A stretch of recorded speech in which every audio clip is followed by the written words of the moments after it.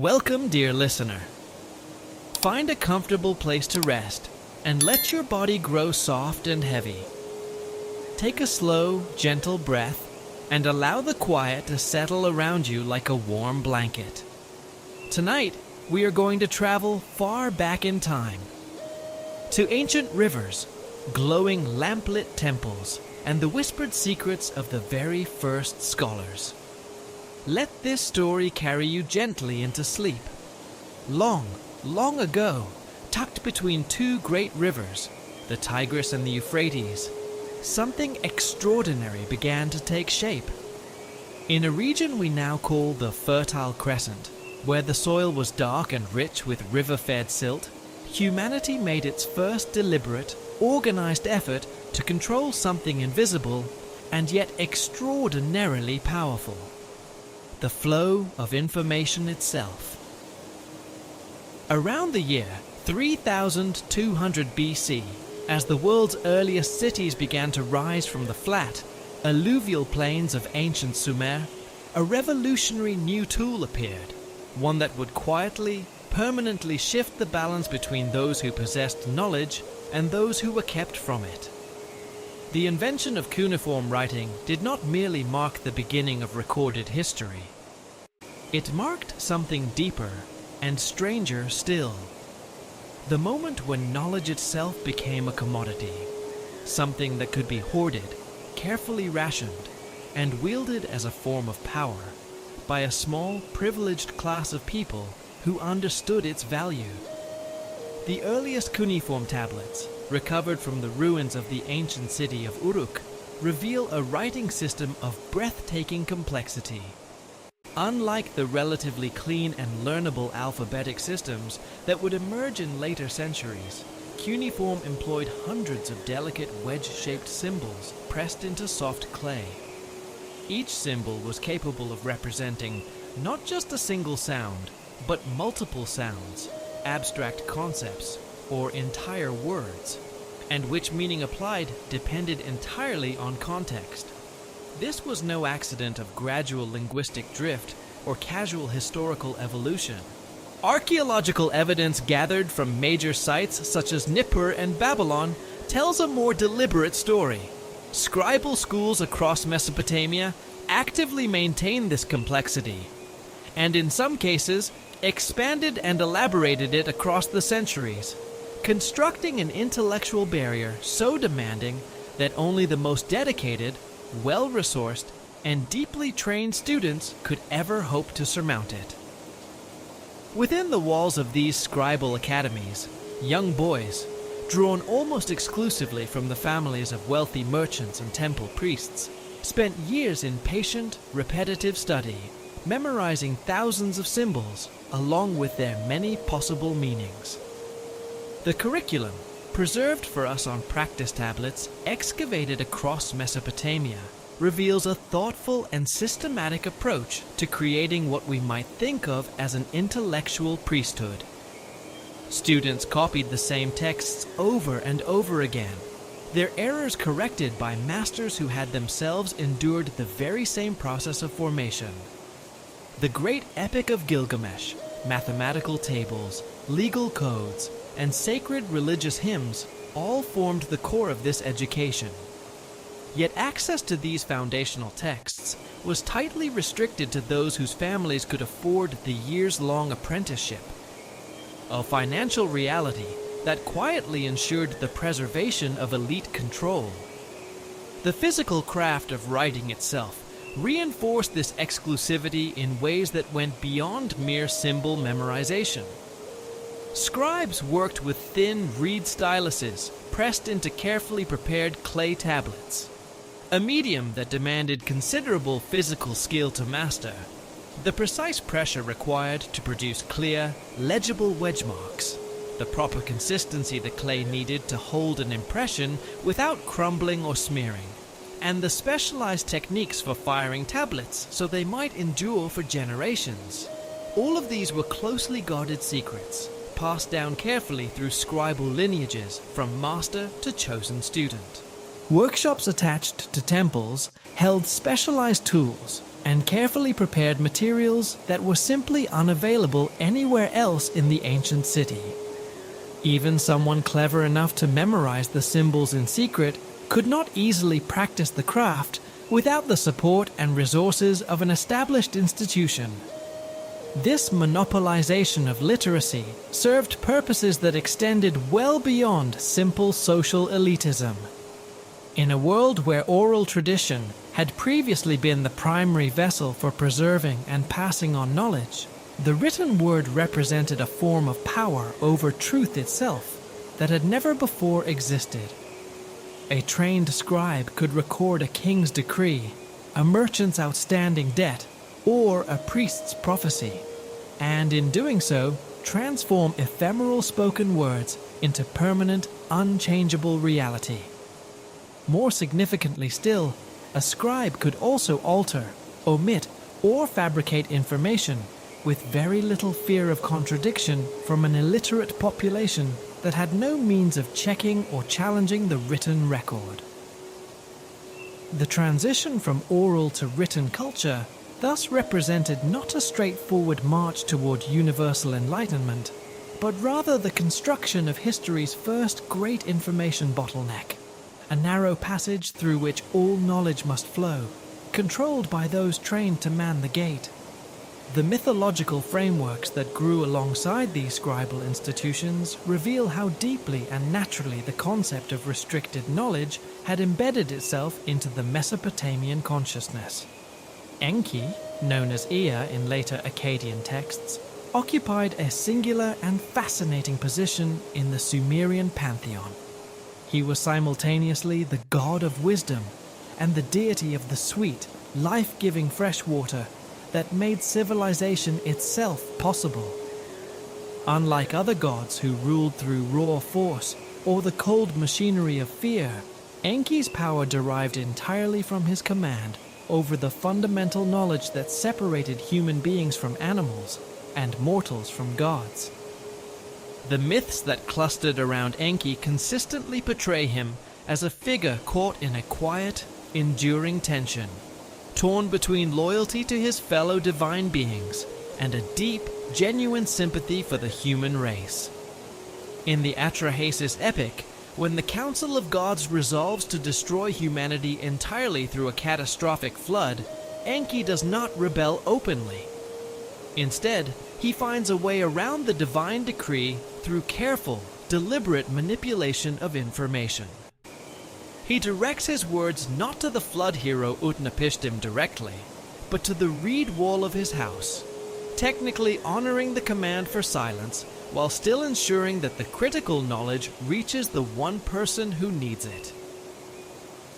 This subtle narrative established a lasting template for how forbidden wisdom might legitimately pass from divine to human hands, not through direct transgression, but through the use of proper intermediaries who understood the protocols governing such delicate transfers.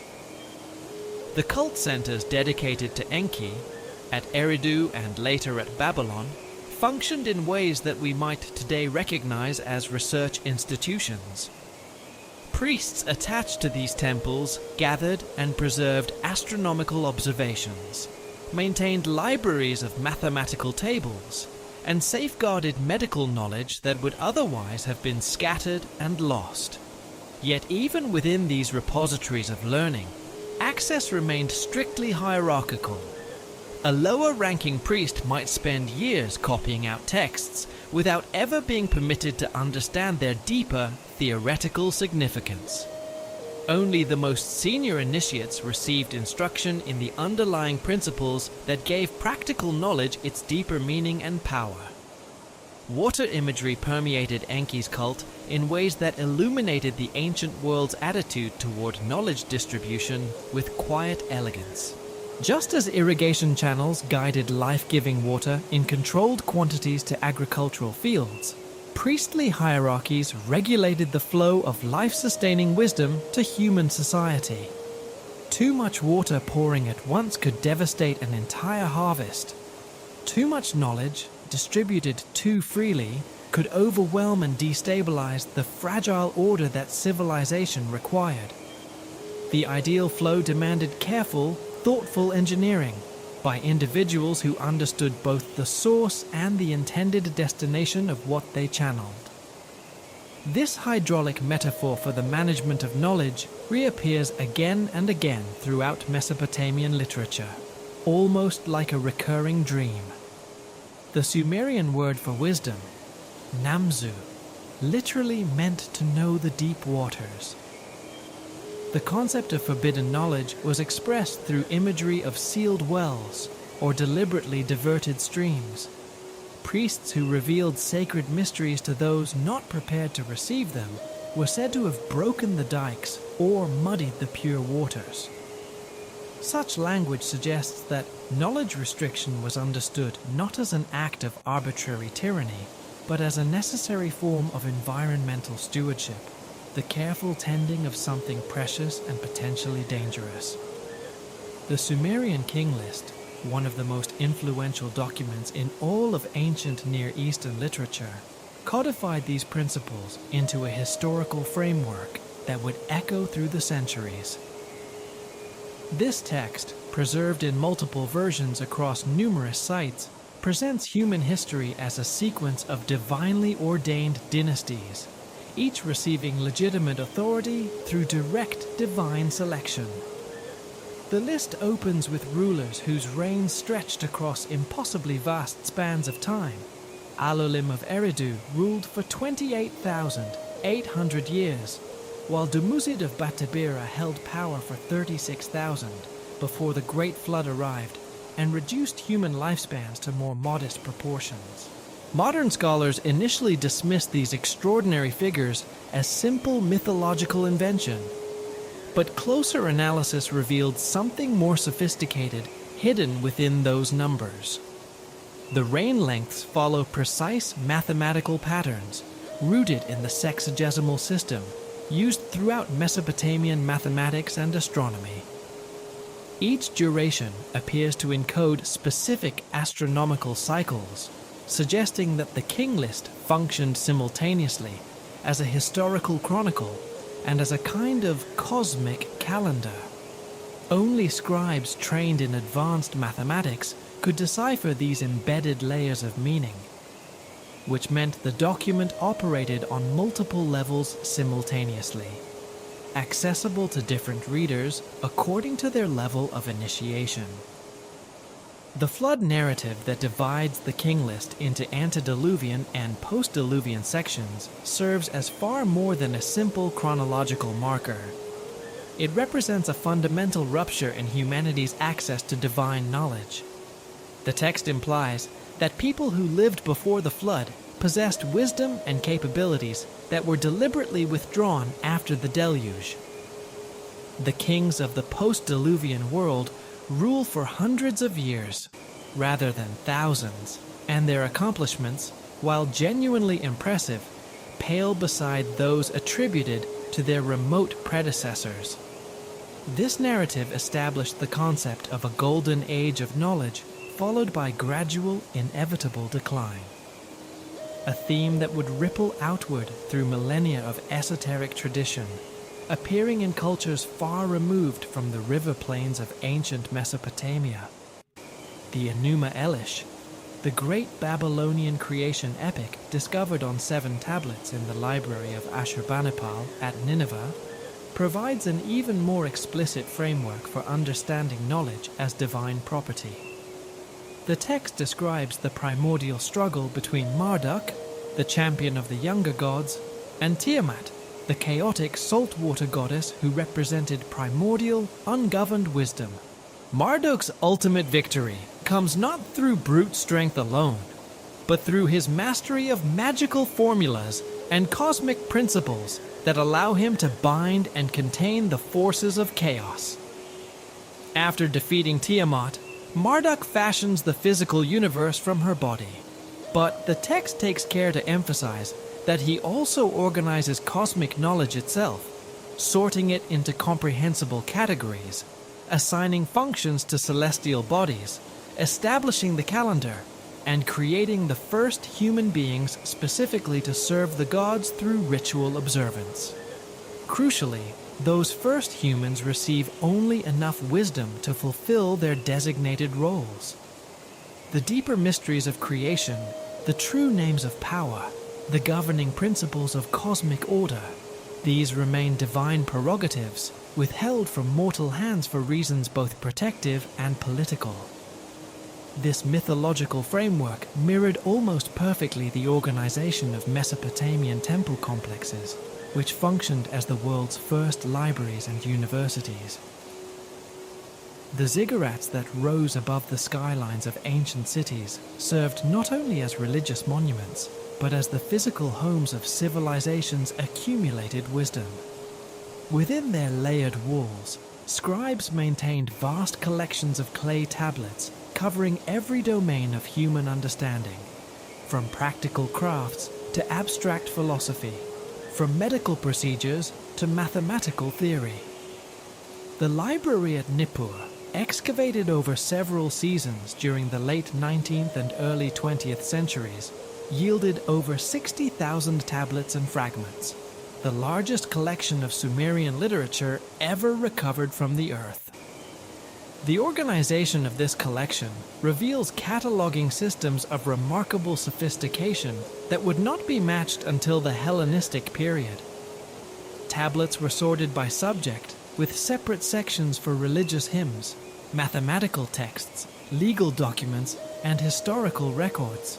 Each section was further subdivided according to principles that reflected both practical utility and theological priority. Access to different areas of the library was regulated strictly according to priestly rank and specialized training.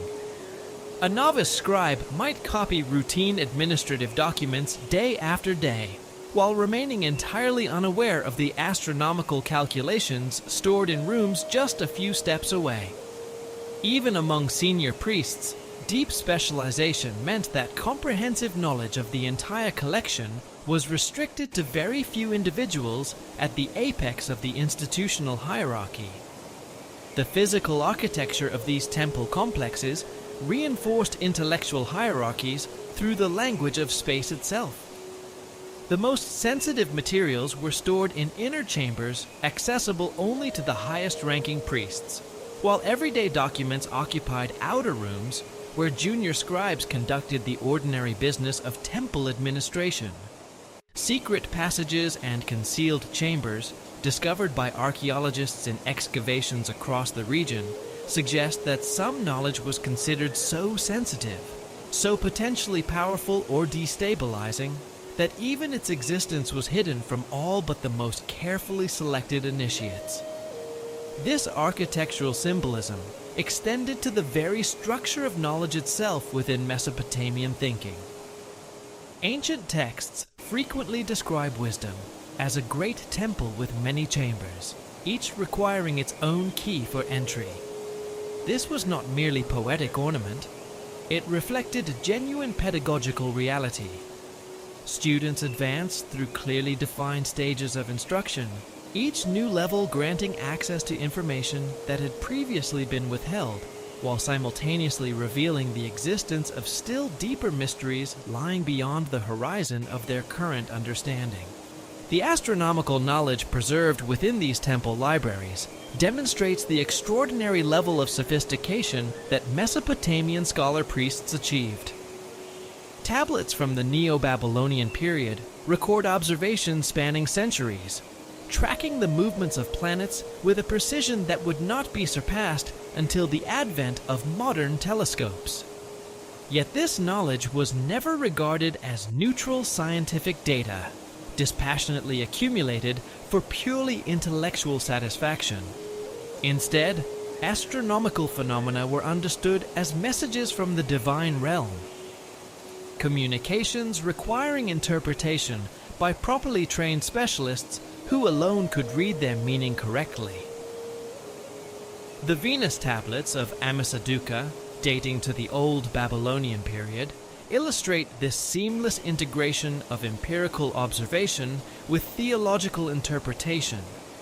These texts record the helical risings and settings of Venus across an 8-year cycle with data precise enough that modern astronomers have used it to date the reign of this Babylonian king to 1646 through 1626 BC. Yet, the tablets present this information not as abstract mathematical data, but as messages from Ishtar, the goddess associated with Venus, bearing implications for royal policy and military strategy. Observation and revelation were not separate activities. They were one and the same thing, and only the initiated could perform either correctly. The astronomical precision embedded within Mesopotamian religious texts reveals a deeper layer of knowledge management that extended far beyond earthly scribal academies. The Anunnaki, whose name translates to those who from heaven to earth came, occupied a unique position within the Sumerian pantheon as divine administrators responsible for implementing cosmic decisions affecting human destiny.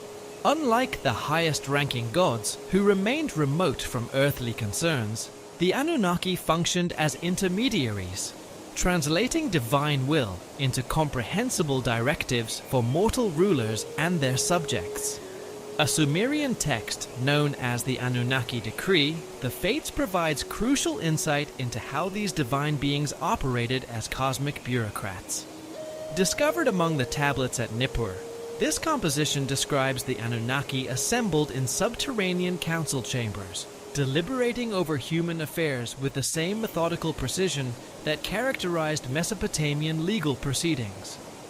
The text emphasizes their role as record keepers, beings who maintained detailed accounts of human actions and their consequences across multiple generations, consulting cosmic archives and weighing precedent before rendering judgments whose effects would ripple through the lives of entire civilizations.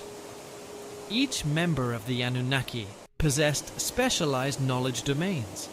Some governed the cycles of agriculture, others controlled patterns of weather, while still others managed the intricate relationships between earthly kingdoms and their divine patrons. This divine council structure mirrored almost exactly the administrative hierarchies that governed Mesopotamian city-states, suggesting that earthly institutions were understood as deliberately modeled on celestial prototypes. The divine and the human reflected each other, layer upon layer, like a series of nested mirrors. The transition from oral to written records fundamentally altered the way religious knowledge was transmitted and preserved across generations. Before the development of cuneiform writing, sacred traditions moved through time in the memories of trained reciters who had memorized vast cycles of hymns, myths, and ritual instructions. This oral system possessed a natural flexibility. Each recitation could adapt itself to specific circumstances while preserving the essential narrative architecture beneath. But it also guaranteed that knowledge remained distributed among many carriers, preventing any single individual or institution from achieving complete dominion over the sacred information itself. Written records transformed this dynamic utterly by creating permanent versions of previously fluid traditions. Temple scribes began producing standardized texts that claimed to represent authentic divine communications. But the selection process that determined which oral traditions deserved to be preserved in permanent form inevitably reflected the theological and political priorities of the scribal institutions conducting that selection. Alternative versions of myths and rituals that contradicted official temple doctrine gradually vanished as the oral carriers who held them died without finding scribes willing to commit their versions to clay. The written word did not merely preserve knowledge, it silently reshaped it, selecting winners and losers from among competing traditions according to criteria that were rarely made explicit. The Epic of Gilgamesh exemplifies this transformation from oral flexibility to written orthodoxy with particular clarity. Archaeological evidence indicates that stories about Gilgamesh circulated throughout Mesopotamia for centuries before scribes began creating written versions. The earliest cuneiform fragments, dating to the Old Babylonian period, show significant variations in plot details and character development when compared to the standardized version preserved in Ashurbanipal's library. Differences suggesting that multiple oral traditions had existed simultaneously, each emphasizing different facets of the legendary king's exploits. The standardized version that emerged during the Neo-Assyrian period reflects careful editorial decisions that shaped how all subsequent generations would understand the fundamental relationship between human ambition and divine prerogative. The epic's central theme, Gilgamesh's desperate quest for immortality following the death of his beloved companion Enkidu, serves as a cautionary narrative about the dangers inherent in mortals seeking knowledge reserved for gods. The text states plainly that when the gods created humanity, they kept eternal life for themselves and assigned death to human beings. This theological principle reinforced social hierarchies by suggesting that any attempt to transcend divinely ordained limitations amounted to a fundamental violation of cosmic order, a breach not merely of social convention, but of the very structure of reality. Utanapishtim's role within the epic demonstrates how forbidden knowledge might legitimately pass from divine to human realms through carefully managed channels. When Gilgamesh finally locates the sole survivor of the Great Flood, Utanapishtim reveals that his immortality did not result from personal achievement or bold transgression. Rather, it came from divine selection for a specific, necessary purpose: the preservation of human civilization during the catastrophe. The text emphasizes that this transfer of knowledge occurred through proper intermediaries following established protocols, not through unauthorized human initiative. The plant of youth that Utnapishtim eventually reveals to Gilgamesh adds another delicate layer to the epic's meditation on knowledge and its management. This miraculous herb, growing at the bottom of the cosmic ocean, possesses the power to restore youth indefinitely. Yet the text makes clear that knowledge of its location and properties was never intended for general human access. Utnapishtim discloses it only because the Divine Council had already determined that Gilgamesh's quest must ultimately fail. The serpent that steals the plant, while Gilgamesh sleeps beside a pool, serves as an agent of cosmic justice, ensuring that forbidden knowledge returns to its proper guardians, that the natural order reasserts itself with quiet, inevitable patience.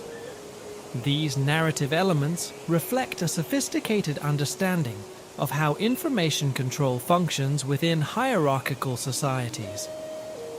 The epic suggests that knowledge itself carries inherent dangers, requiring careful stewardship by qualified authorities. Unrestricted access to powerful information could destabilize the very cosmic order that maintains civilization's foundation. Legitimate knowledge transfer must therefore follow established channels, ensuring that recipients are properly prepared and appropriately authorized, a principle encoded in the very architecture of the world's oldest surviving literary masterpiece. The development of mystery schools throughout ancient Mesopotamia gave institutional form to these principles. The earliest evidence for such schools appears in connection with the cult of Marduk at Babylon, where priests underwent elaborate initiation ceremonies, granting progressive access to theological and astronomical knowledge. Initiates began with basic literacy training and elementary religious instruction, before advancing through multiple stages of specialized education that could span many decades. The Babylonian creation epic Enuma Elish functioned as a foundational text within these curricula, but different versions were used at different initiation levels. Novice students learned simplified narratives emphasizing Marduk's victory over chaos and his establishment of cosmic order. Advanced initiates studied versions containing detailed astronomical correspondences and mathematical relationships embedded within the creation narrative. The highest-ranking priest astronomers possessed access to commentaries that revealed the epic's function as an encoded star map and calendar system of extraordinary sophistication. Physical evidence for these graduated knowledge systems appears in the organization of temple libraries themselves, where tablets were marked with symbols indicating their appropriate audience. The library at Borsippa, dedicated to Nabu, the god of writing, contained separate collections for different priestly ranks. Apprentice scribes worked with practice tablets containing basic literary exercises, while master astronomers consulted specialized collections of observational data and mathematical models that remained entirely incomprehensible to anyone lacking the proper training. The initiation rituals governing access to these knowledge levels incorporated elaborate symbolic ceremonies designed to test candidates' psychological readiness for advanced instruction. Fragments of ritual texts from the Neo-Babylonian period describe ceremonies where initiates underwent symbolic death and rebirth experiences intended to prepare them for contact with divine wisdom. These rites included periods of isolation, fasting, and deep meditation that altered consciousness sufficiently to allow the reception of previously incomprehensible information, a technology of transformation as carefully designed as any mathematical algorithm. The astronomical knowledge cultivated within these mystery schools reached remarkable sophistication during the Neo-Babylonian and Persian periods. Priest astronomers developed mathematical models for predicting planetary positions that would remain unsurpassed until the work of Johannes Kepler in the early 17th century. The ephemeris texts discovered at Babylon and Uruk demonstrate systematic observation and calculation spanning multiple centuries, with corrections and refinements carefully added by successive generations of scholar priests who understood themselves as custodians of an ongoing, multi-generational project. Yet this astronomical knowledge was never treated as purely technical information, divorced from theological significance. Each planetary movement constituted a divine communication requiring interpretation according to established hermeneutical principles. The god associated with each celestial body exercised specific domains of influence over earthly affairs, and the intricate choreography of planetary positions revealed divine intentions concerning political, economic, and military developments. The mathematical sophistication underlying these calculations required extensive training in sexagesimal arithmetic and geometric principles that were carefully maintained within scribal institutions. The mathematical texts discovered at Seleucid period Babylon reveal computational techniques that would not be rediscovered in Europe until the Renaissance. Methods for calculating square and cube roots, solving quadratic equations, and determining the areas of irregular geometric figures. Yet access to this mathematical knowledge remained strictly limited to priests who had demonstrated both technical competence and theological orthodoxy through lengthy apprenticeships. The combination of advanced mathematics with religious authority created a powerful synthesis that reinforced the divine legitimacy of those who possessed such knowledge. Kings and merchants might accumulate wealth and political influence, but only priest astronomers could interpret the cosmic forces that ultimately determined earthly success or failure. The social consequences of this knowledge monopoly extended far beyond religious circles into the fundamental organization of Mesopotamian civilization. Legal codes, agricultural practices, military campaigns, and commercial ventures all depended on astronomical calculations that remained incomprehensible to those outside priestly institutions. The calendar systems governing religious festivals, planting seasons, and contract dates required constant adjustment based on lunar and solar observations that only trained astronomers could perform accurately. This dependence created a form of intellectual feudalism in which technical expertise translated directly and reliably into social authority. The preservation of this system across multiple political upheavals demonstrates its deep importance to Mesopotamian civilization. When Cyrus the Persian conquered Babylon in 539 BC, he specifically protected the astronomical schools and their libraries while permitting other aspects of Babylonian culture to decline. The Persian administration recognized clearly that effective governance of a vast empire required accurate calendar systems and astronomical predictions that only these institutions could provide. A practical acknowledgement of just how thoroughly knowledge and power had become intertwined in the ancient world. The Persian recognition of Mesopotamian astronomical expertise would prove prophetic. When Alexander's army swept through the ancient world 3 centuries later, they encountered in Egypt a civilization that had refined the Mesopotamian model of priestly knowledge control into something even more sophisticated and enduring. The Nile Valley had witnessed over 3 millennia of continuous institutional development, producing a network of temple complexes that functioned as repositories for mathematical, astronomical, and medical knowledge surpassing anything achieved in Mesopotamia. The Egyptian priesthood's approach to knowledge management differed from their Mesopotamian predecessors in one particularly significant way. It integrated theoretical understanding with practical application across a far broader range of disciplines. Where Babylonian priest astronomers had focused primarily on celestial observation and mathematical calculation, Egyptian institutions developed comprehensive curricula encompassing medicine, engineering, chemistry, and what later generations would recognize as experimental science. The houses of life attached to major temples served as the world's first research universities, where scholar priests pursued systematic investigation of natural phenomena while maintaining strict control over access to their discoveries.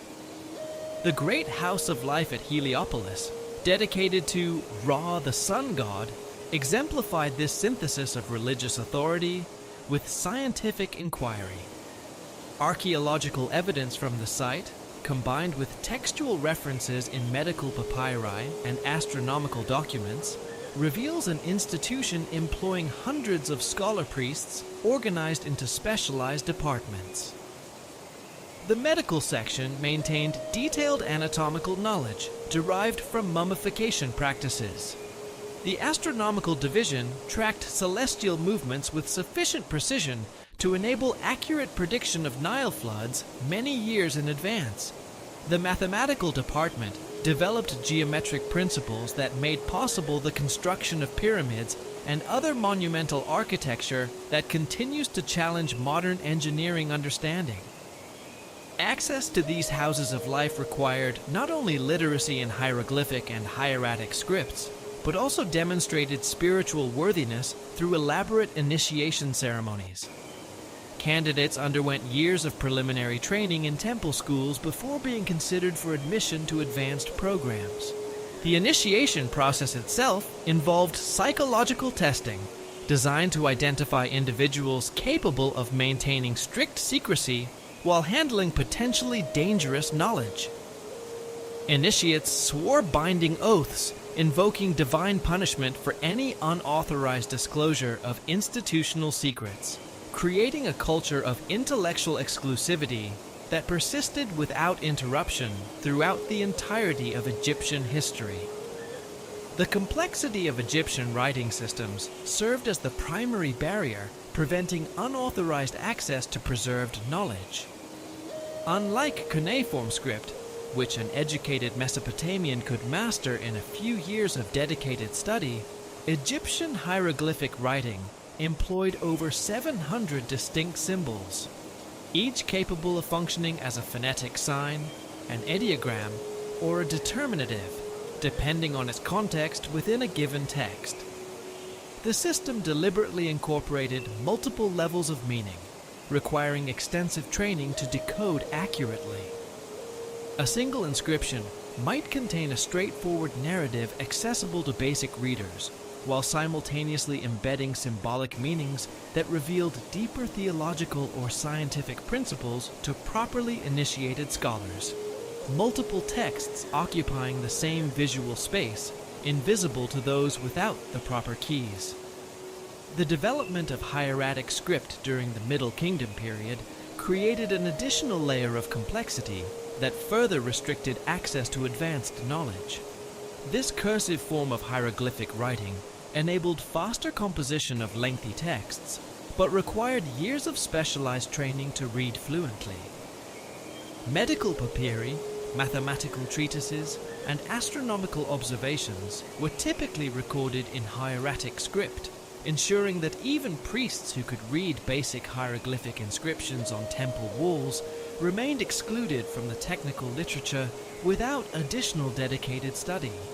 The Edwin Smith surgical papyrus, dating to approximately 1600 BC, but copying text from the Old Kingdom period, demonstrates the remarkable level of medical knowledge preserved within House of Life institutions. This document contains detailed descriptions of 48 surgical cases, including procedures for treating skull fractures, spinal injuries, and complex wounds requiring advanced understanding of human anatomy. The text's systematic organization and precise terminology indicate that Egyptian physician priests had developed standardized medical education that transmitted knowledge through carefully structured curricula, rather than informal, improvised apprenticeship. Yet the papyrus also reveals the deliberate limitation of medical knowledge to qualified practitioners. The text includes explicit warnings about procedures that should not be attempted by inexperienced physicians, along with direct statements that certain treatments were known only to senior members of the medical priesthood. Some sections contain references to secret knowledge of the heart and hidden teachings concerning the vessels, apparently transmitted orally rather than in writing, to prevent unauthorized access through stolen or copied manuscripts. The astronomical knowledge preserved in Egyptian temples achieved sophistication beyond even contemporary Mesopotamian institutions. The ceiling of the tomb of Senenmut, architect to Queen Hatshepsut, contains the earliest known star map accurately depicting the southern sky as visible from Egypt. The map includes constellation figures corresponding to detailed astronomical texts found in later temple libraries, suggesting that Egyptian astronomer priests had developed comprehensive understanding of stellar movements by the early New Kingdom period. The Dendera zodiac, carved on the ceiling of the Hathor temple during the Ptolemaic period, represents the culmination of millennia of astronomical observation and calculation. This circular star map incorporates Egyptian, Mesopotamian, and Greek astronomical traditions into a unified system, enabling precise prediction of eclipses, planetary conjunctions, and other celestial events. The mathematical sophistication required to create such accurate predictions remained concentrated within temple institutions that guarded their methods as sacred mysteries, accessible only to those who had earned the right of entry. The mathematical papyri discovered at Lahon and other Middle Kingdom sites reveal computational techniques that enabled Egyptian engineers to calculate the volumes of pyramids, determine the areas of irregular fields, and solve complex problems involving proportional relationships. The Moscow Mathematical Papyrus contains the earliest known solution for calculating the volume of a truncated pyramid. a problem that would not be addressed again mathematically until the development of integral calculus in the 17th century. Yet these advances remained confined within scribal schools attached to temples and royal workshops, preventing their wider application throughout Egyptian society.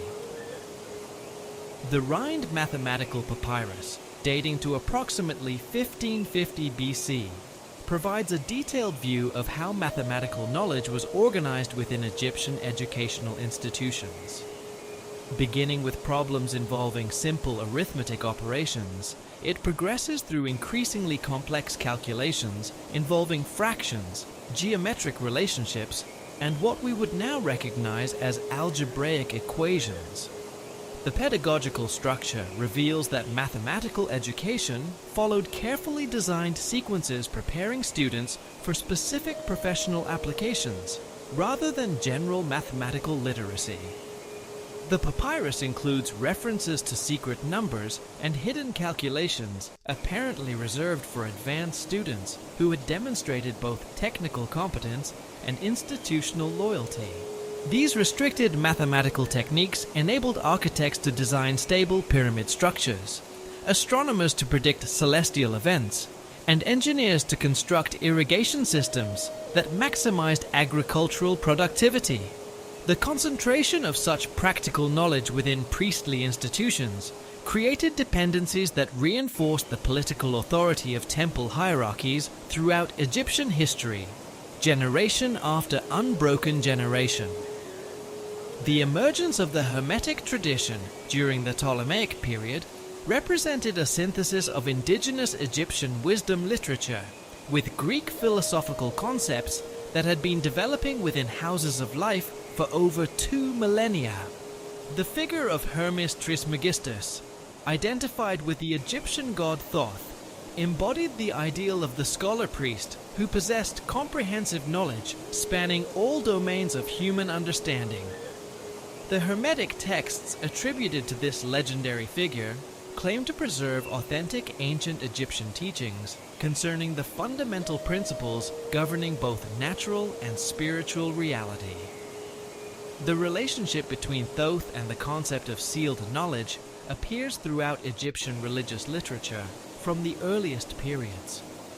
Pyramid texts from the Old Kingdom describe Thoth as the scribe of the gods, the being who records divine decisions and maintains cosmic order through his mastery of written language.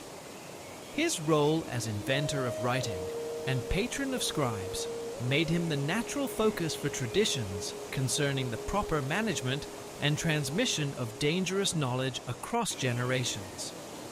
The Book of Thoth, mentioned in numerous Egyptian texts but never found in complete form, supposedly contained the fundamental principles underlying all natural phenomena. According to references scattered across the ancient literature, this legendary book was divided into sections that revealed progressively deeper levels of cosmic truth, with each section accessible only to those who had mastered all preceding material.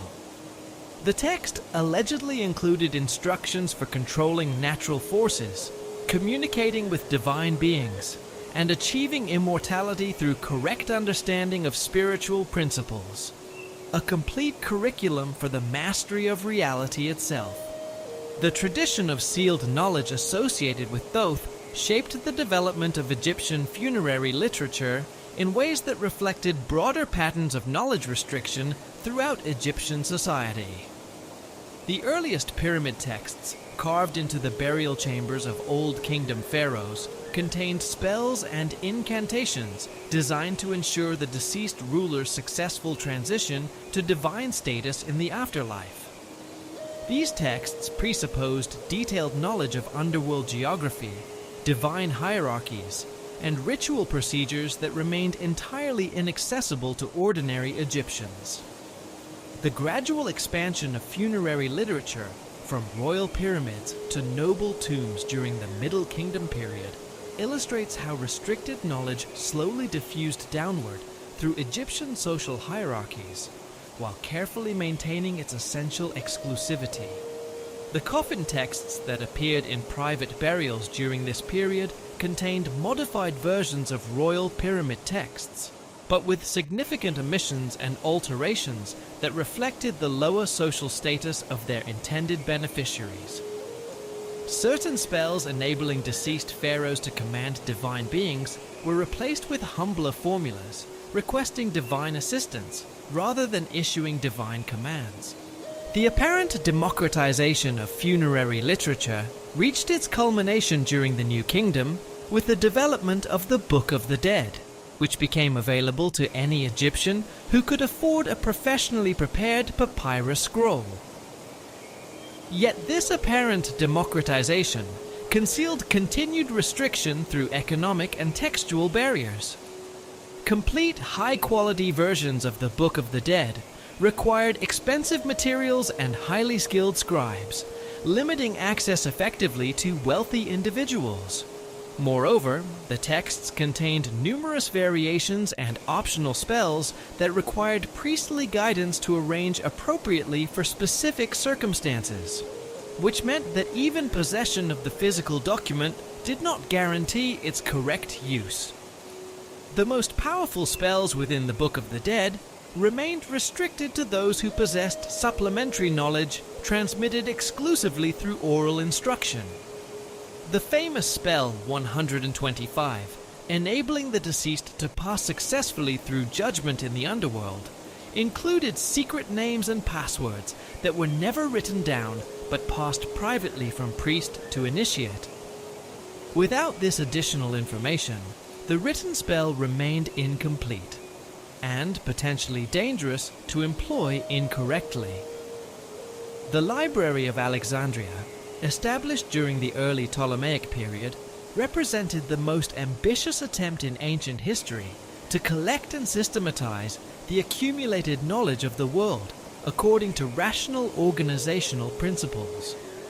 Ptolemy III and his successors invested vast resources in acquiring manuscripts from throughout the known world, employing teams of translators to render foreign texts into Greek while preserving their technical content. The library's holdings eventually included Egyptian medical papyri, Babylonian astronomical records, Persian theological texts, and philosophical works from distant India. The organization of the Alexandrian Library reflected continued Egyptian principles of knowledge management that restricted access to the most valuable materials. The library's collection was divided into sections accessible to different categories of scholars, with the most sensitive texts available only to senior researchers who had demonstrated appropriate qualifications through examination and institutional recommendation. The cataloging system developed by Callimachus created the world's first comprehensive bibliography, organizing the library's holdings according to multiple classification schemes that enabled efficient retrieval while preserving necessary access restrictions. The famous destruction of the Library of Alexandria has been considerably exaggerated by later writers, but the institution did experience gradual decline as political support weakened and alternative centers of learning emerged throughout the Mediterranean world. More significantly, its decline coincided with systematic suppression of traditional Egyptian religious institutions by Christian authorities who viewed indigenous wisdom, traditions as threats to orthodox doctrine. The conversion of temples into churches and the persecution of priests maintaining traditional practices effectively dismantled the institutional framework that had preserved Egyptian knowledge for more than 3,000 years. The gradual erosion of Egyptian institutional knowledge created a vacuum that Babylon moved to fill with unprecedented systematization and legal codification. As the Library of Alexandria faced mounting pressure, the Neo-Babylonian Empire was experiencing a renaissance of intellectual activity that would establish new models for controlling and preserving knowledge. Under Nebuchadnezzar II and his successors, Babylon emerged as the undisputed center of astronomical science, mathematical innovation, and legal scholarship in the ancient world. The city's approach to knowledge management represented a fundamental evolution from the Egyptian model, replacing informal priestly hierarchies with explicit legal frameworks that defined precisely who could access specific types of information and under what circumstances. The Code of Hammurabi, carved into black diorite stelae and displayed publicly throughout the empire, established the world's first comprehensive legal framework for regulating knowledge transmission. Unlike earlier Mesopotamian law codes that focused primarily on property disputes and criminal penalties, Hammurabi's legislation included specific provisions governing scribal education, temple library access, and the unauthorized disclosure of professional secrets. Scribes who completed formal training programs received legal protections preventing arbitrary dismissal while simultaneously binding them to strict confidentiality requirements. Violations carried severe penalties, including exile from scribal guilds and forfeiture of professional credentials. This legal framework created powerful incentives for institutional investment in knowledge preservation. Temples and royal workshops constructed library facilities and invested in manuscript copying because the law guaranteed their exclusive rights to the information contained in their collections. The result was an expansion of technical literature, covering mathematics, astronomy, medicine, and engineering, that far exceeded anything produced in earlier periods. The astronomical schools of Neo-Babylonian Babylon achieved levels of precision and systematic organization that would not be equaled until the scientific revolution. The astronomical tablets from this period employ standardized notation systems, allowing different observers to combine their data into comprehensive models of celestial behavior. The ephemeris texts discovered at Babylon and Seleucid period Uruk contain mathematical tables predicting planetary positions with computational techniques that remained unsurpassed until Kepler's work in the early 17th century. The Enuma Anu Enlil, a comprehensive collection of astronomical omens compiled during the Neo-Assyrian period, but based on much older Babylonian sources, illustrates how empirical observation was integrated with interpretive frameworks that maintained priestly authority over natural phenomena. This massive work, consisting of at least 70 tablets, systematically catalogued correlations between celestial events and earthly occurrences based on centuries of careful record-keeping. The text's organization reveals sophisticated statistical thinking, recognizing patterns in apparently random events while acknowledging the inherent limitations of predictive models. Access to the Enuma Anu Enlil remained strictly controlled through institutional hierarchies. The most sensitive portions, dealing with omens concerning royal succession and military campaigns, were restricted to court astronomers who had sworn binding oaths of loyalty to the ruling dynasty. Lesser priests might consult sections dealing with agricultural predictions and weather forecasting, while remaining permanently excluded from materials capable of influencing major political decisions. The mathematical innovations developed within Babylonian astronomical schools extended beyond practical calculation into abstract theoretical investigation that would influence Greek mathematics centuries into the future. The Old Babylonian mathematical corpus, exemplified by texts calculating the diagonal of a square using approximations of the square root of 2 accurate to 6 decimal places, demonstrates computational sophistication requiring years of specialized training to master. The sexagesimal number system employed in these calculations enabled precise representation of fractional quantities while facilitating complex arithmetic operations with large numbers.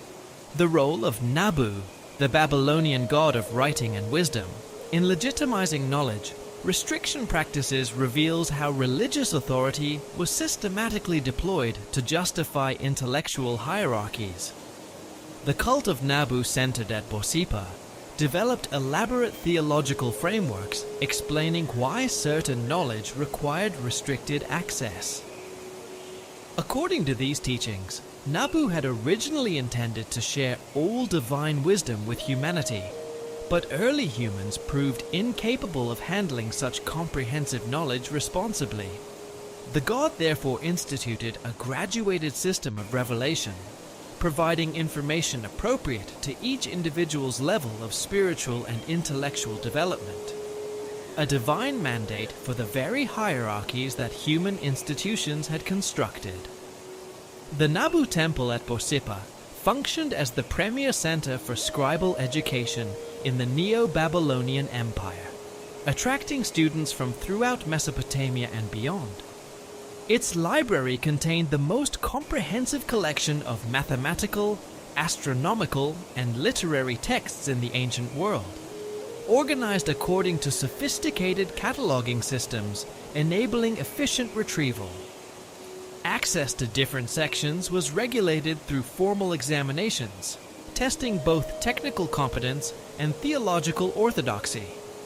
A dual standard ensuring that intellectual ability alone was insufficient qualification for admission to the most sensitive materials.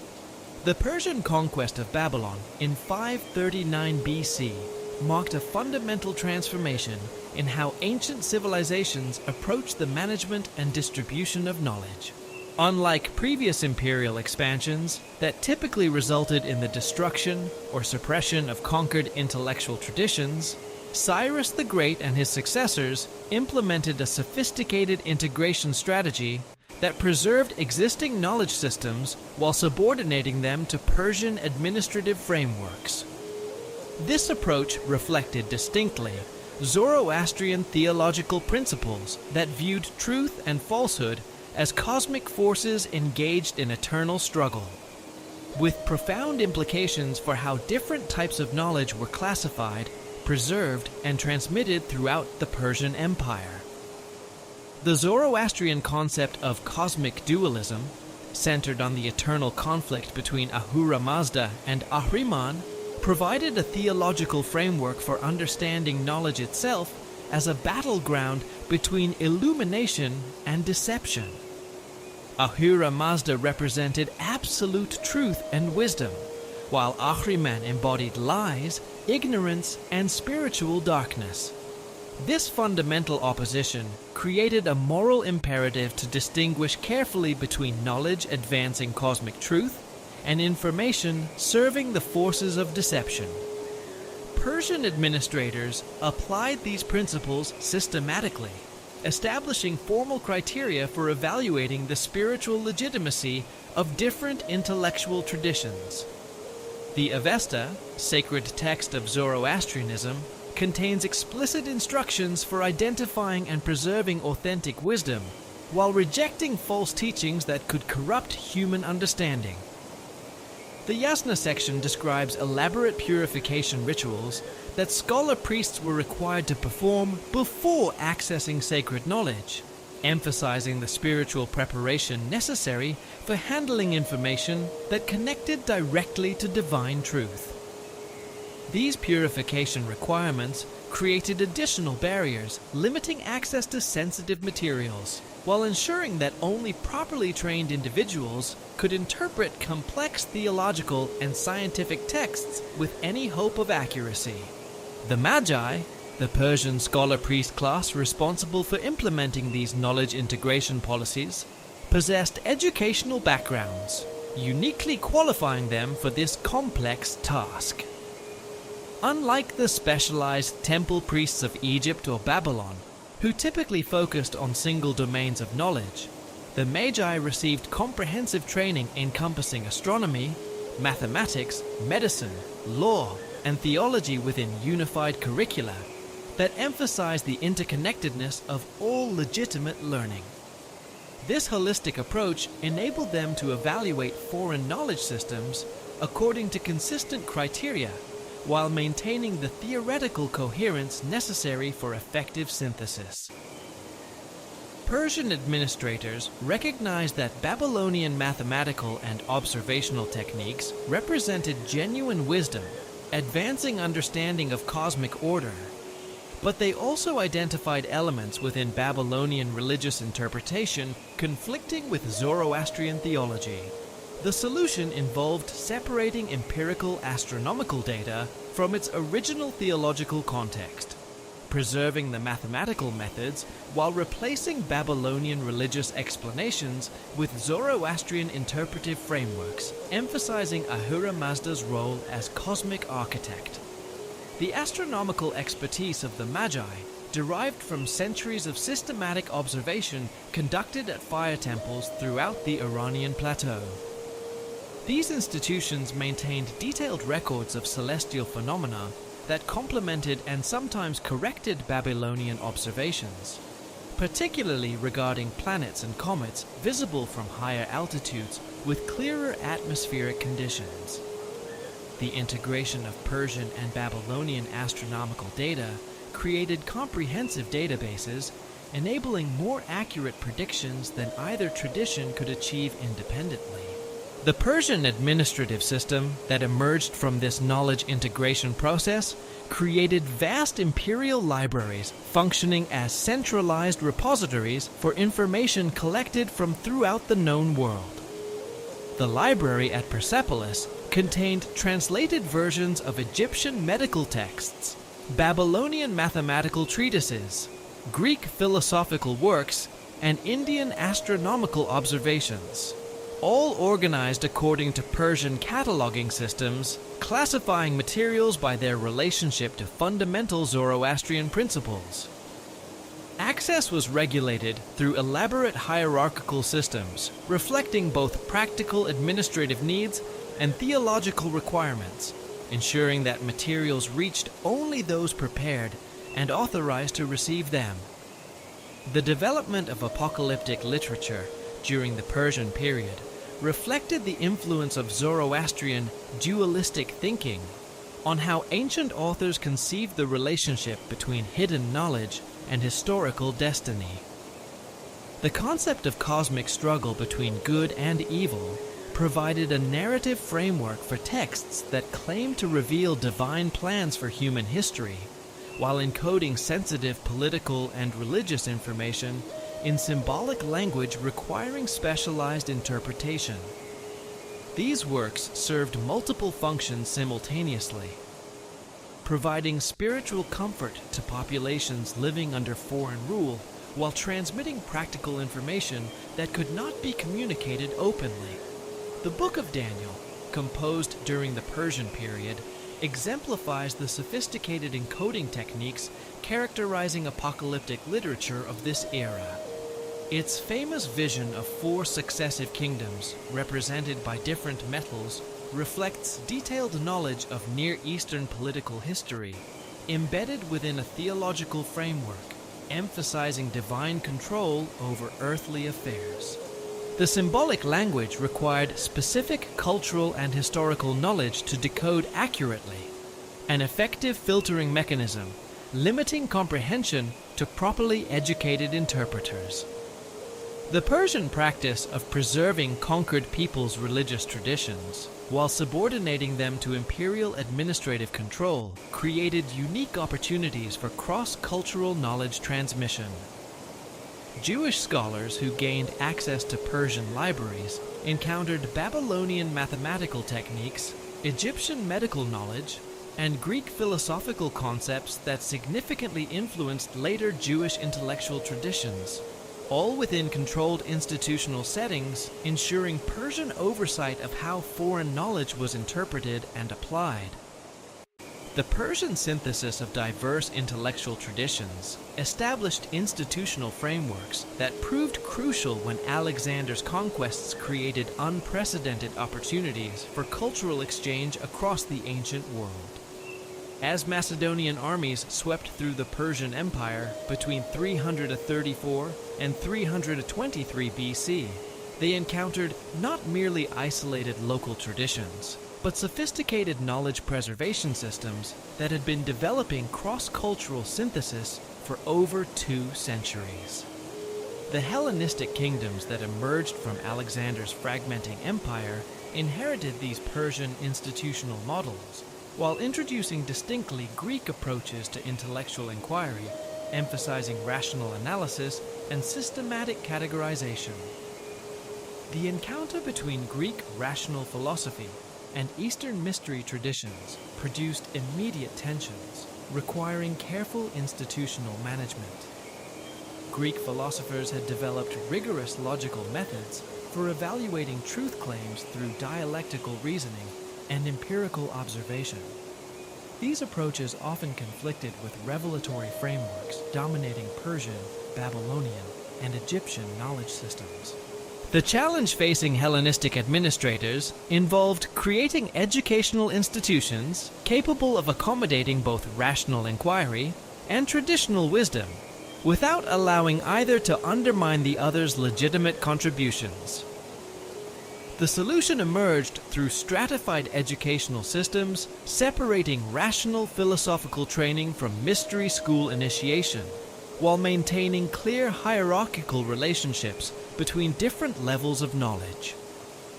Students began with training in Greek dialectical methods and mathematical reasoning, before advancing to specialized programs incorporating Eastern astronomical techniques, medical knowledge, and theological concepts.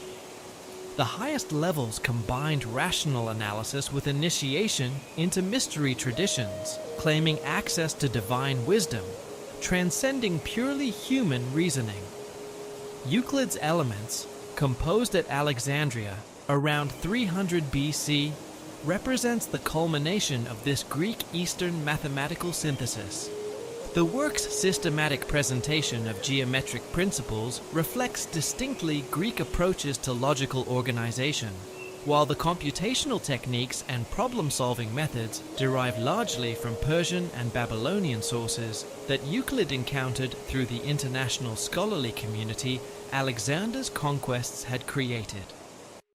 The Elements served not merely as a mathematics textbook, but as a demonstration of how Greek rational methods could be applied to preserve and systematize knowledge traditions from throughout the ancient world.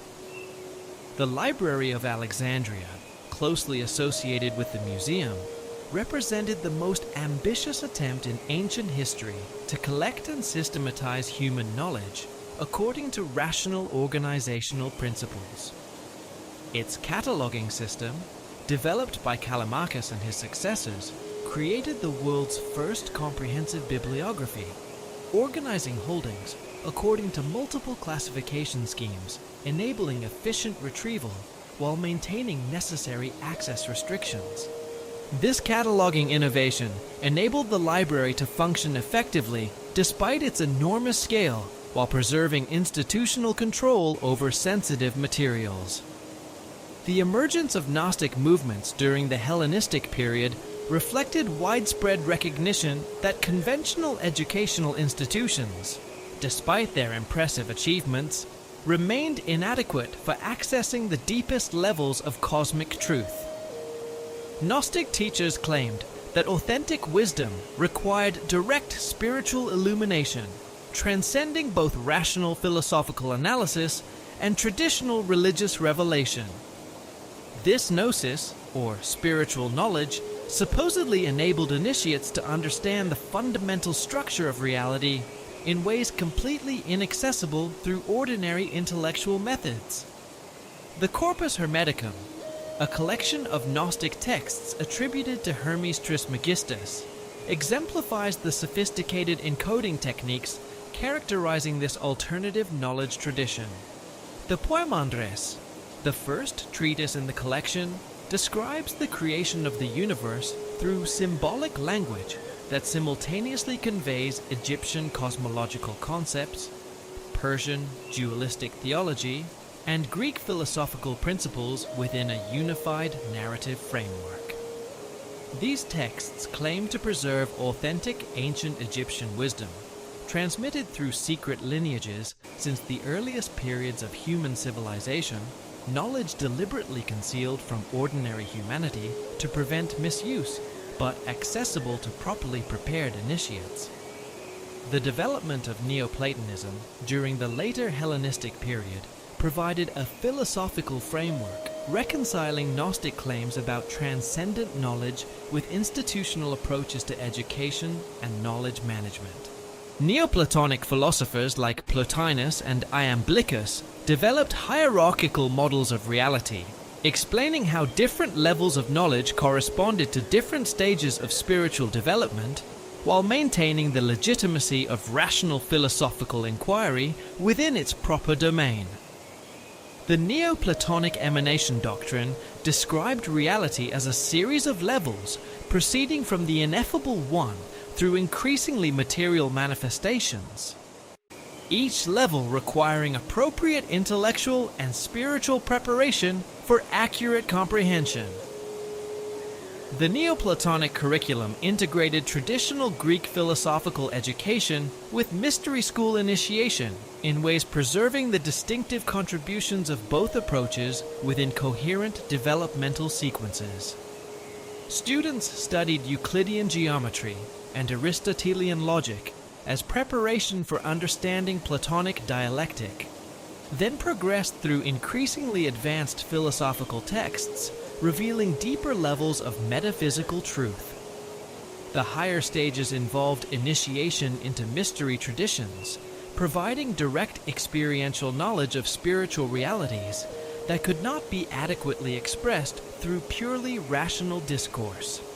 The institutional structures supporting Neoplatonic education reflected sophisticated understanding of how different types of knowledge required different pedagogical approaches while maintaining overall coherence within comprehensive programs. The Academy at Athens, revived under Neoplatonic leadership during the 5th century AD, employed faculty with expertise spanning mathematics, natural philosophy, theology, and ritual practice. Students could pursue specialized training in particular domains while participating in broader programs integrating their specific knowledge within comprehensive philosophical frameworks. The Neoplatonic approach to knowledge management influenced the development of similar synthetic educational systems throughout the late ancient world, as Christian, Islamic, and Jewish intellectual communities adapted Hellenistic institutional models to their own cultural needs. The emphasis on hierarchical access to different levels of truth provided templates capable of accommodating diverse religious and philosophical traditions while maintaining the fundamental principle that advanced knowledge required appropriate preparation and institutional oversight. The institutional frameworks established during the Hellenistic period created templates for knowledge management that proved remarkably durable across subsequent centuries of political upheaval and cultural transformation. As the Roman Empire absorbed the Greek kingdoms and Christianity gradually displaced traditional religious systems, the fundamental patterns of hierarchical access to specialized knowledge adapted to new contexts while preserving their essential characteristics. The monastic movement that spread throughout Europe during the 4th and 5th centuries AD represented a conscious attempt to preserve classical learning within Christian institutional frameworks, capable of surviving Rome's political collapse. The Rule of Saint Benedict, composed around 530 AD, established organizational principles closely paralleling the hierarchical structures of ancient mystery schools while adapting them to Christian theological purposes. Benedictine monasteries employed graduated systems of spiritual development, granting progressive access to theological knowledge based on demonstrated competence and religious commitment, creating intellectual hierarchies functioning according to the same fundamental principles that had governed access to sacred wisdom in Egyptian temple complexes and Persian fire temples centuries before. The monastic scriptoria that preserved classical texts through the early medieval period employed copying techniques and manuscript organization systems derived directly from Hellenistic library practices. Classical philosophical works, mathematical treatises, and medical texts were housed in sections accessible only to monks who had demonstrated appropriate educational preparation. The illuminated manuscripts produced in these scriptoria incorporated symbolic decoration schemes, encoding additional layers of meaning, accessible only to readers possessing specialized interpretive training. Multiple texts hidden within images, waiting for the right eyes. The cathedral schools that emerged during the Carolingian Renaissance employed curricula combining Christian theology with classical liberal arts training, in ways preserving ancient pedagogical sequences while serving medieval institutional needs. The curriculum included the traditional trivium of grammar, rhetoric, and dialectic, followed by the quadrivium of arithmetic, geometry, music, and astronomy, a structure derived directly from late antique Neoplatonic schools that had integrated rational philosophical training with spiritual development through carefully designed sequential programs. The emergence of universities during the 12th and 13th centuries represented a systematic expansion of cathedral school methods to accommodate larger numbers of students while maintaining essential hierarchical structures controlling access to advanced knowledge. The University of Bologna, established around 1088 as a center for legal studies, employed examination and degree-granting procedures closely paralleling the certification systems used in ancient scribal schools. Students progressed through clearly defined stages of instruction, granting increasing access to specialized texts and interpretive methods, with the highest degrees requiring demonstration of competence in both theoretical understanding and practical application. The Islamic houses of wisdom that flourished in Baghdad, Cairo, and Cordoba during the 8th through 12th centuries developed parallel systems for preserving and transmitting ancient knowledge within Islamic cultural contexts. The Bait al-Hikmah, established in Baghdad by the Abbasid Caliph Harun al-Rashid, employed translation teams rendering Greek philosophical and scientific texts into Arabic while preserving their technical content and theoretical sophistication. The Islamic approach to knowledge classification reflected sophisticated understanding of how different types of information required different levels of oversight. The distinction between transmitted sciences based on revealed religious sources and rational sciences derived from human investigation, creating clear hierarchical relationships, determining which materials could be studied freely and which required special authorization. The astronomical observations conducted at Islamic institutions achieved levels of precision surpassing ancient achievements, while employing computational methods derived directly from Persian and Babylonian sources.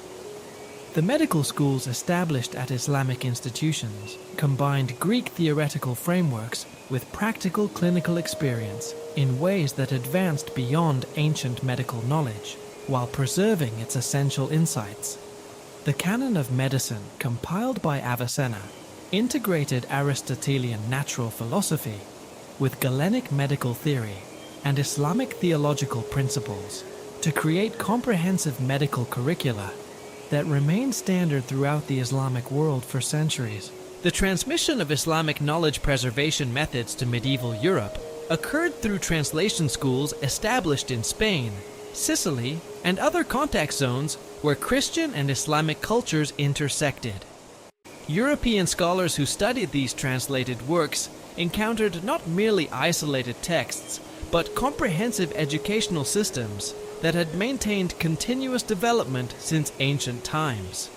Living chains of transmission stretching back to Babylon, to Memphis, to Uruk. The secret societies that emerged during the Renaissance period claimed direct lineage from ancient mystery schools, while adapting traditional initiation practices to serve early modern intellectual communities.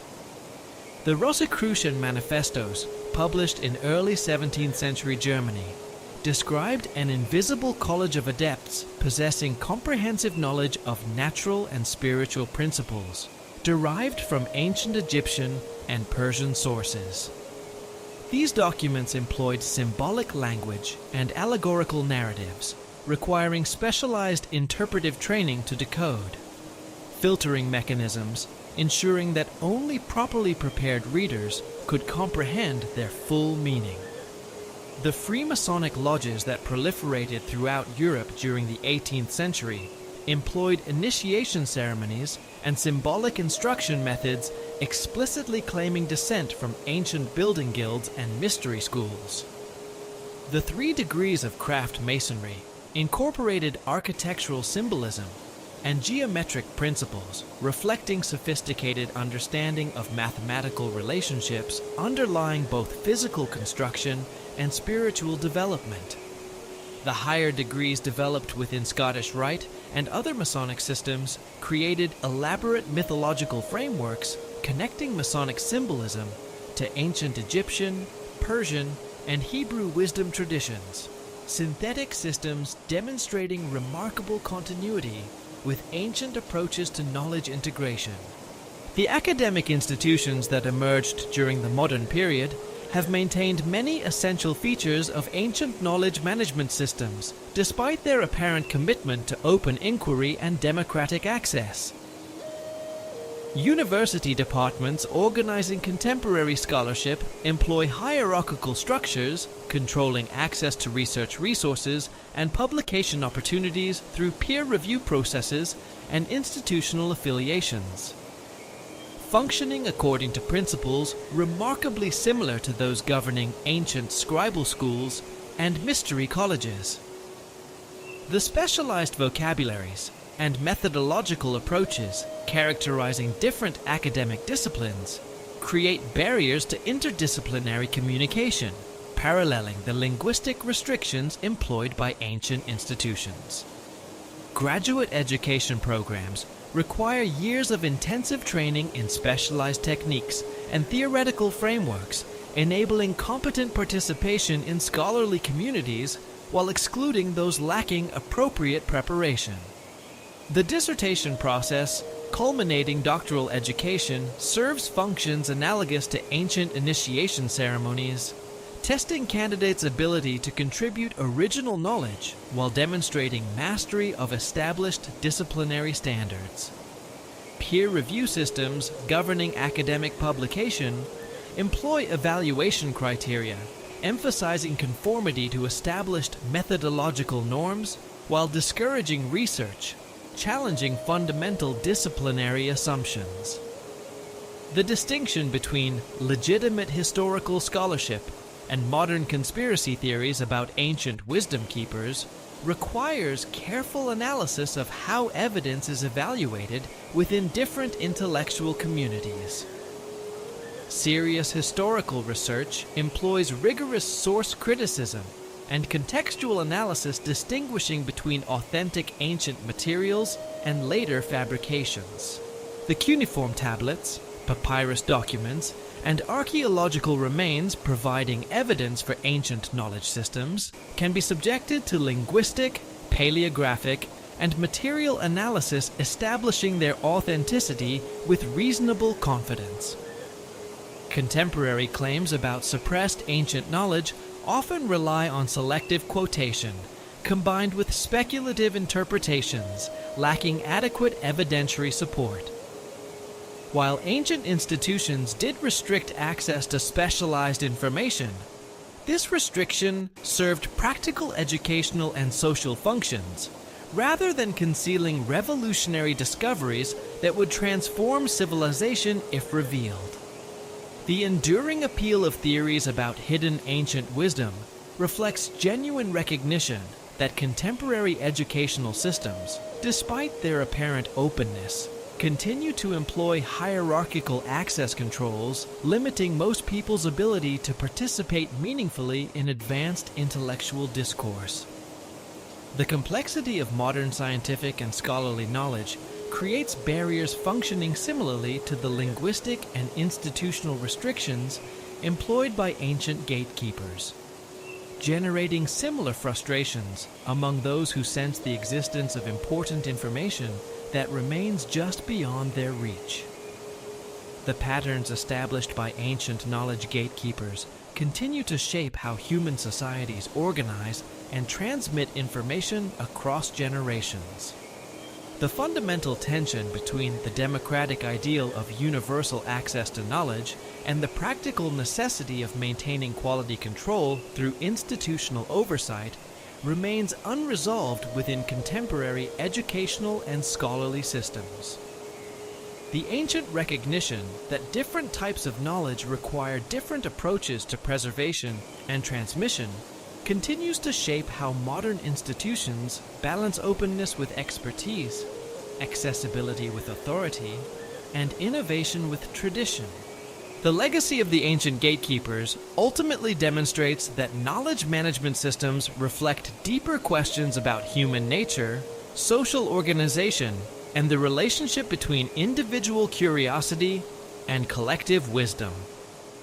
The institutional frameworks developed in ancient Mesopotamia, Egypt, and Greece established precedents that continue to influence how human societies approach these fundamental challenges, suggesting that the patterns created in those distant, lamplit rooms beside great rivers will persist as long as human civilization requires systematic methods for preserving and transmitting the accumulated understanding of all those who came before. And so, dear listener, we come gently to the end of our long journey through time. From the clay tablets of ancient Sumer to the illuminated manuscripts of medieval monasteries, from the sacred libraries of Egyptian temples to the quiet halls of learning that still echo today with the voices of those first, careful guardians of knowledge. Let those ancient voices grow softer now, drifting away like smoke rising from a temple fire on a cool, still evening. Let the great rivers of Mesopotamia flow quietly at the edges of your dreams, and let the stars that the first astronomers watched so patiently wheel slowly overhead in the dark. There is nothing you need to hold on to tonight. Everything you need to know will still be there in the morning. For now, there is only rest and quiet and the gentle darkness. Good night and sleep well.